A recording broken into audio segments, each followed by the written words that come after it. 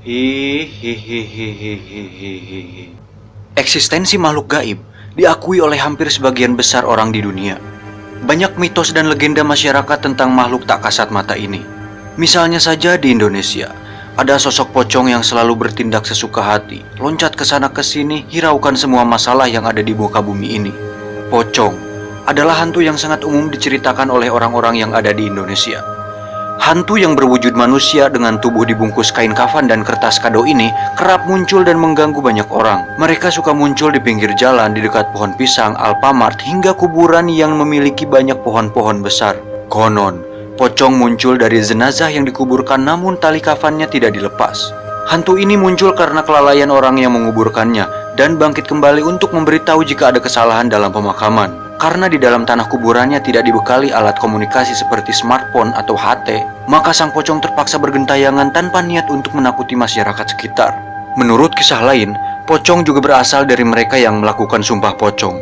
Kebohongan yang dilakukan akhirnya mengutuk mereka menjadi pocong real life dan bergentayangan di alam bebas sehingga kerap menuntut balas kepada manusia.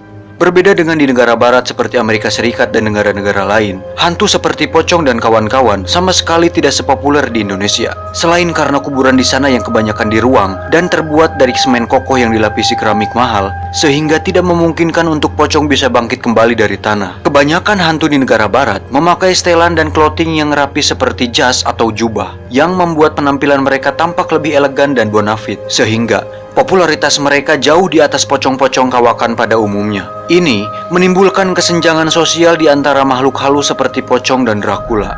Melihat dari sisi lain pun, Dracula jelas lebih unggul daripada pocong dalam segi ability dan attack power yang mereka miliki.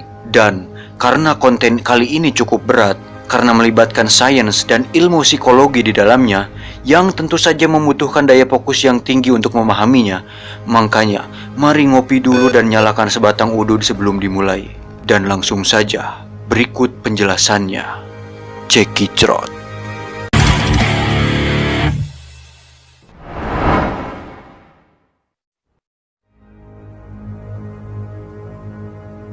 Bila dilacak ke belakang, imajinasi hantu setidaknya sudah tercatat dalam artefak-artefak beradaban Mesir kuno. Hantu muncul sebagai bukti adanya kehidupan setelah kematian. Kepercayaan akan hantu atau roh ini terus diwariskan turun-temurun dan dilegitimasi oleh narasi agama-agama besar di dunia. Beberapa orang memang dikaruniakan kemampuan untuk dapat melihat sosok-sosok tak kasat mata yang disebut sebagai hantu ini, seperti dukun, indigo, tukang basreng, dan paranormal. Namun, dalam beberapa kasus, orang yang sebelumnya tidak dapat melihat hantu secara kebetulan akan punya bakat untuk dapat melihat hantu. Lantas, apa penyebabnya? Beberapa orang yang dapat melihat penampakan hantu bisa terjadi karena kesalahan pada sistem kerja otaknya. Kejadian ini dapat terjadi kemungkinan karena seseorang terlalu lelah karena melakukan aktivitas berat seperti bekerja atau colai. Pada sebuah penelitian, disebutkan bahwa saat pikiran seseorang sedang tidak fokus dan banyak tekanan serta kurang tidur dan kelelahan, otak manusia akan berada dalam keadaan tidak fokus yang berimbas pada penglihatannya. Jika sudah seperti ini, otak akan berusaha mengisi informasi sekitar dengan informasi visual yang tidak lengkap. Pikiran akan memberikan gambaran yang tidak sepenuhnya benar seperti melihat bayangan hitam besar atau kilatan cahaya yang melintas di depan mereka. Bahkan, kasus terburuknya, ada yang sampai melihat mobil bergoyang sendiri di pinggir jalan yang gelap gulita. Dan masih banyak lagi mitos dan kisah mistis lainnya yang beredar di masyarakat. Lantas, seberapa jauh ilmu pengetahuan menjelaskan tentang hal ini? Dari hasil riset yang saya lakukan, ternyata ada penjelasan ilmiah tentang fenomena-fenomena mistis tersebut. Hasil riset ini akan saya bagi menjadi 3 sudut pandang, yaitu psikologi, sains, dan hasil eksperimen.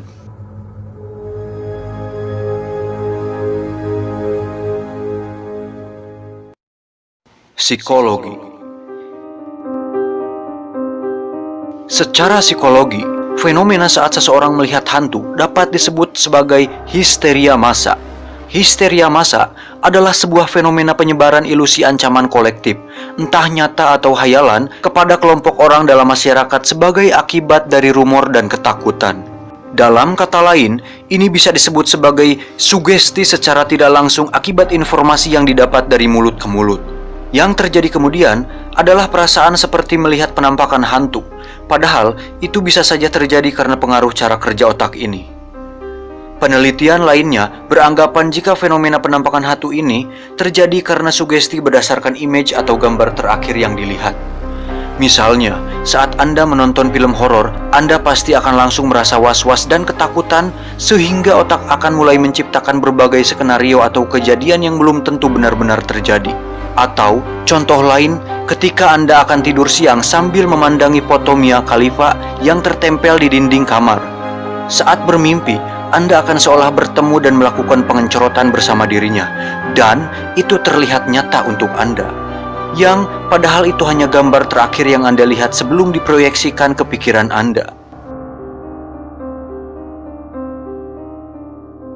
Dua orang psikolog bernama Rense Lange dan James Houran dari Universitas Illinois melakukan sebuah eksperimen di mana sebanyak 22 orang mengunjungi sebuah gedung tua dan diminta memperhatikan suasana sekitar. 11 diantaranya diberitahu bahwa kondisi gedung tua tersebut berhantu, sedangkan 11 sisanya tidak. Hasilnya, pengalaman melihat penampakan hantu lebih sering diceritakan oleh 11 orang yang telah dibisiki cerita hantu terlebih dahulu, sedangkan 11 orang lainnya tidak mengalami pengalaman aneh apapun.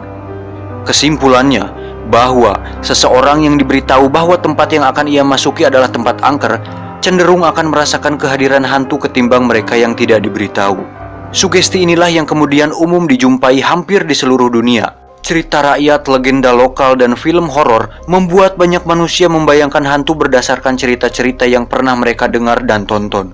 Meskipun pada kenyataannya, sosok hantu dalam berbagai kisah tersebut berbeda-beda wujudnya tergantung tempat dan wilayahnya. Apakah Anda pernah mendengar ada berita penampakan hantu falak di WC umum? Atau penampakan vampir di Alfamart? Kan tidak. Atau di luar negeri misalnya, apakah pernah pocong menampakkan diri di White House? Atau penampakan kuntilanak di Las Vegas? Tidak dong. Hantu hanya gentayangan sesuai wilayah kekuasaan dan teritorialnya masing-masing. Fisika. Masyarakat di dunia pasti mengenal sosok jenius yang ahli dalam ilmu fisika, yaitu Albert Einstein. Yang saya maksud adalah ini. Einstein membuktikan bahwa seluruh energi di alam semesta adalah tetap dan tidak dapat diciptakan maupun dimusnahkan. Sederhananya, setelah makhluk hidup meninggal, energi dalam tubuhnya akan pindah ke lingkungan. Ketika seorang manusia mati, energi yang tersimpan dalam tubuh mereka dilepas dalam bentuk panas dan pindah ke binatang yang mengonsumsi jasad tersebut, baik binatang liar maupun bakteri dan cacing serta tumbuhan yang menyerap nutrisi dari tanah. Jika jasad itu dikremasi, energi dilepas dalam bentuk panas dan cahaya. Ketika kita makan tumbuhan atau binatang mati, kita mengkonsumsi energi mereka dan mengubahnya menjadi energi bagi tubuh kita. Contoh sederhana lain misalnya, ketika kita buang air besar di pacilingan atau empang setempat, maka kita mengeluarkan kotoran dalam bentuk tinja. Kemudian, seekor lele memakan kotoran tersebut untuk diubah menjadi energi di dalam tubuh lele. Lalu, kita menangkap lele tersebut untuk dikonsumsi dan menjadi energi dalam tubuh kita. Jadi, secara tidak langsung, kita sebenarnya memakan. Ya, tidak perlu diperjelas lagi. Pasti Anda sudah paham, karena saya juga agak geleh menjelaskannya.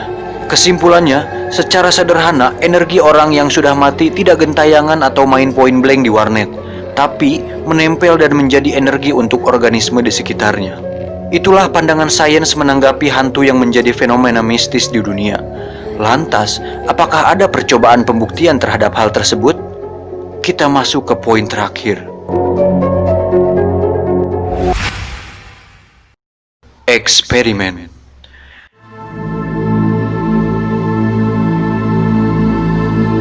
Ada sederet penelitian atau eksperimen ilmiah yang dapat menjelaskan berbagai fenomena mistis, termasuk penampakan hantu. Ahli syaraf Kanada, Michael Persinger, mempelajari keterkaitan efek medan elektromagnetik dengan persepsi manusia terhadap hantu. Penelitiannya menghasilkan hipotesis bahwa medan magnet yang berdenyut tidak stabil di bawah kesadaran manusia dapat membuat seseorang merasa seolah-olah ada kehadiran makhluk lain di dekatnya. Hal ini juga berkaitan dengan pola aktivitas yang tidak wajar di lobus temporal otak. Michael Persinger juga melakukan penelitian dengan sebuah helm yang dipasang di kepala seorang sukarelawan. Ia menemukan beberapa pola medan magnet lemah di atas kepala sukarelawan tersebut selama 15-30 menit. Dan getaran frekuensi infrasonik turut menyebabkan ketidaknyamanan secara fisiologis, seperti perasaan panik, perubahan detak jantung, dan tekanan darah hingga efek psikis lainnya seperti perasaan dikunjungi hantu. Dalam sebuah makalah tahun 1998, Vic Tandy, seorang ahli di bidangnya menjelaskan bahwa para pekerja pabrik peralatan medis dilaporkan sering melihat penampakan hantu dan mendengar suara-suara aneh. Setelah diselidiki, ruangan yang dihuni para pekerja ternyata memiliki gelombang 19 Hz yang ternyata bersumber dari sebuah kipas angin. Kejadian ini hampir sama seperti di Indonesia, ketika seorang anak 14 tahun yang terbangun di tengah malam tiba-tiba mendengar suara aneh seperti kayu yang berdecit dan suara wanita di dalam sebuah kamar. Setelah diselidiki, ternyata suara-suara tersebut berasal dari kasur yang terbuat dari kayu dan kedua orang tuanya yang sedang berolahraga malam. Penjelasan ini cukup masuk akal, mengingat masyarakat kita mudah takut terhadap sesuatu tanpa mencari tahu apa penyebabnya. Waktu kecil, saya juga sering ditakut-takuti oleh kedua orang tua saya untuk tidak keluar rumah saat sore hari menjelang malam, karena takut diculik kalong wewe. Namun, sekarang saya sadar bahwa banyak cabe-cabean dan bocil yang malah berani keluyuran tengah malam. Pulang-pulang mata merah dan keloyongan. Ternyata intisari memang jahat. Pada akhirnya, semua kembali kepada pribadi diri masing-masing. Yang terpenting, kita jangan sampai bertindak negatif dan berbuat jahat kepada orang lain. Jangan lupa subscribe, like, comment, and share agar saya dapat uang dari AdSense untuk mengganti biaya kopi dan sebungkus samsu selama saya ngedit video ini. Salam kehororan Indonesia. We'll